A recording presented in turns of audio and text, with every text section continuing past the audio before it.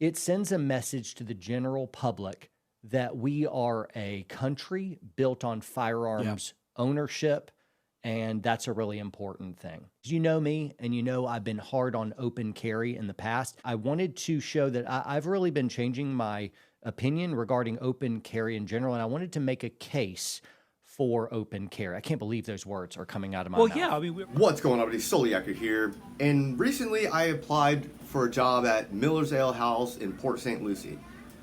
And there was a person there, her name is Rachel, I believe Rachel Santes something. Anyway, I reached out, I filled out their little app thing, da da da da da. And in communications, this Rachel person had been communicating with me saying, hey, let's have an interview on Monday. I'm like, cool. 2 o'clock, show up, and I see her walking around in the in the kitchen area, and then they sent out their assistant manager or something to that effect. So we do the interview, and this assistant manager says, "Oh, we'll give you a call tomorrow," and that's Tuesday. Sit around, wait. Tuesday, no big deal. Didn't call. I'm like, all right, whatever. I'll give him a call tomorrow. So here we are on Wednesday.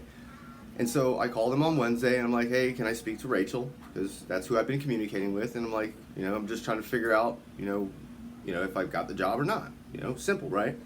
Well, I guess not, because they put me on hold, and I spent the better part of, I guess, an hour waiting for Rachel to answer or just, say I got the job or didn't get the job. So after about an hour, I hang up, I call back, and I ask for a manager. And in about 15 seconds of talking, I'm not joking, literally 15 seconds, this manager says, we filled the position. I'm like, cool, that's, simple, right? I'm like, cool, no problem. And then I proceeded to tell him, I'm like, as a chef, I've been working in kitchens for 26 years, 27 years. I've always, if I said I was going to call you back, I would call you back. Or if I wasn't sure we were going to hire you, I would say, I would speak to my other management. Usually it's two-sided management to hire somebody. I would say I'd speak to my manager, and then we would decide if we would pick you. And we never said that we would call you. We said if we pick you, we'll give you a call back. Well, that's professionalism. Not leaving somebody in limbo saying you're going to call him, and you never call him. And I would say the same thing for Rachel, is that if you're gonna set up an interview, and then I come to the interview and I see you in the kitchen for my interview, and the assistant manager tells me that you're not in, I think there's some shenanigans going on. And I'm not telling anybody, not any of my YouTubers, all my subscribers, I'm not telling you anything to do. I'm not saying any of that. There's being professional, and then there's just being a flat out liar. And they are liars. Or at least Rachel is. And now we go, and after I get off, and mind you, this manager I spoke to, he was really short with me, and I'm like, all right, dude, cool. So I called their corporate office, and I explained to their corporate office the same thing. Same thing. I'm like, hey, this is all that happened in these 3 days, and if you're gonna say you're gonna call somebody, call him. Just say, hey, we filled the position. And I'm not mad about not getting the job.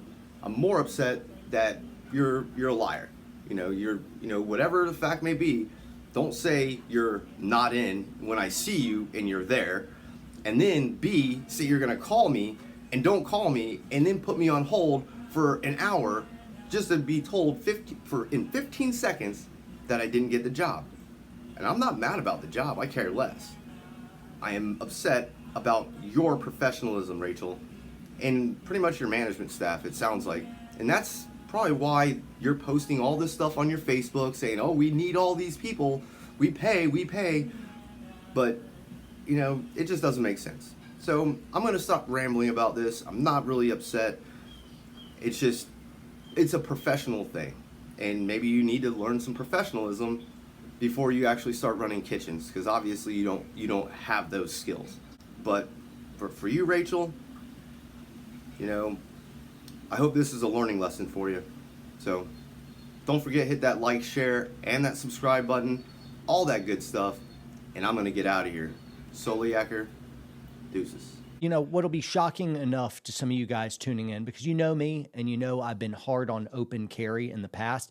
I'll jump into those reasons, but before I kind of bring out that old axe to grind, I wanted to show that I've really been changing my opinion regarding open carry in general, and I wanted to make a case for open carry. I can't believe those words are coming out of my mouth. Before we jump into the case for open carry, what do you feel when you see somebody walking around Lowe's or wherever you happen to be with a gun on their hip?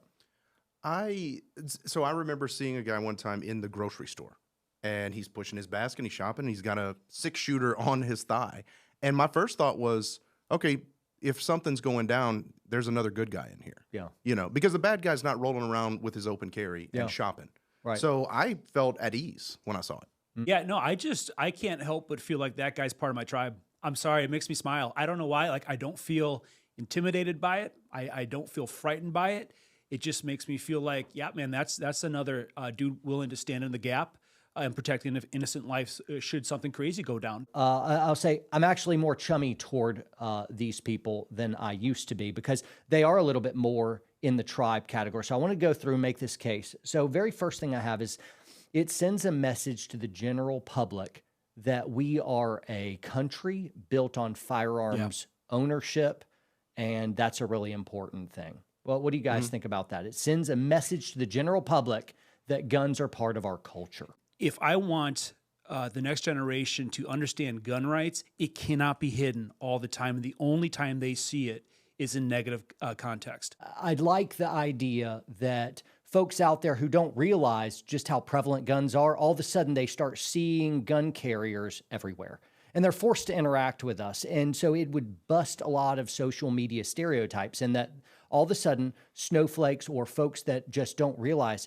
how prevalent guns are, they start seeing them everywhere, and they're forced to interact with us. And then so they see dads and, you know, moms and, you know, folks just blue collar and white collar, and everyone's walking around and everyone's got guns, and violence isn't happening from these people. They're just kind of quiet sentinels smiling at you in line, being hospitable and great. But they see of like, whoa, we got a lot of guns.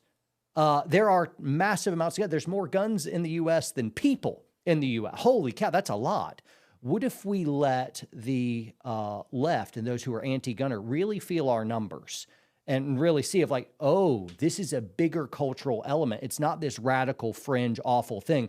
What if they really felt our numbers? And so if I was building a case for open carry, I think I'd start here of like, I think it is a cultural change agent to let our whole culture know of like, no, we're a gun culture, because the Second Amendment, not the first, it was the second thing they did, is to say, nope, firearms are necessary for the safeguarding of a free people and a republic. And so let's show people that. So that's the first thing I went. The next thing is a Second Amendment conversation starter. Everyone sees you got a gun and kind of like gun, you know, like look at the face, gun, face, gun. So, hey man, how you doing? Why you got a gun? It becomes a conversation starter for Second Amendment advocacy. Now, this is something that folks in the folks that are in the open carry camp, they already know this. They've been doing this, and this, to me, is one of the primary drivers why a lot of people carry openly. It's because they want to have this conversation. And before, it just seemed a little bit too brash in your face of like, hey, what's happening? My name's John. You want to talk about my gun? You know, of like, I didn't like that element of like, it seemed too attention grabby. But now when gun rights are so under assault, I want those conversations all over the place. And so I've flipped a bit. Yeah, no, I think it's good. I mean, because you do have a conversation, you know, because I think there are not enough intelligent conversations about what the Second Amendment is. I mean, we have a good friend, Rick Green, Patriot Academy, and, you know, he talks about the Constitution and those kind of things. And I think a lot of people, you know, you hear First Amendment, you hear Second Amendment, but do you really know what these things are about? And so if people can have a conversation with someone who is informed, it's never a bad thing. Third thing is it sends a message to bad guys in the area that there are protectors here ready to stand in your way. I think some bad guy casing out a place, he sees a guy with a gun on his hip and he's like, maybe I could beat him, maybe not. I'll try somewhere else. I like that message. I do like that message that, hey, there are protectors here. Yeah. If you have something bad in mind, you should reconsider. Right. I do like that message. Studies showed that deterrent works. It just does. Instead of like you see a gun, it's like, oh, well, how many more are they? Not to put Yeah. a gun as a negative, like a cockroach or something like that, but just to say, In concealment, you though. see one, that's representative. Oh, there's others I don't see, and so at large, it can send a message to a community that you don't want to play here. And where gun laws are not prohibitive, and you see guns around, violent crime isn't happening in those areas as much because bad guys don't hunt in areas where they may be easily killed. That's why 94 or 96% of all active killer events happen in gun-free zones because bad guys are cowards and they shoot fish in barrel. The fourth thing is rural carry. You mentioned in Colorado, and that's a little surprising as like more blue, I guess, as you had mentioned. But in rural areas, the social dynamic changes a bit. I know when I'm riding horses, I'll oftentimes open carry. Like I don't want to concealed carry when I'm riding a horse, or I'm working on my farm and That I'm sounds bending terrible. over and picking stuff up and gardening or doing something like that. I don't want that on me. I'd rather it be away from me more and to be comfortable. And I'm not worrying about social dynamics because I'm alone in the countryside, and I don't have to worry about reactionary gaps or someone grabbing my gun or something because I'm going to see them like 300 yards out. Like, hey there, leave, go away. I've got a lot of reactionary gap Sure. there. If like unarmed, you hear a mountain lion, I'm like, I'm going to die. Yep. Right. With a gun, you're like, I'm going to get me a mountain lion kill. Exactly.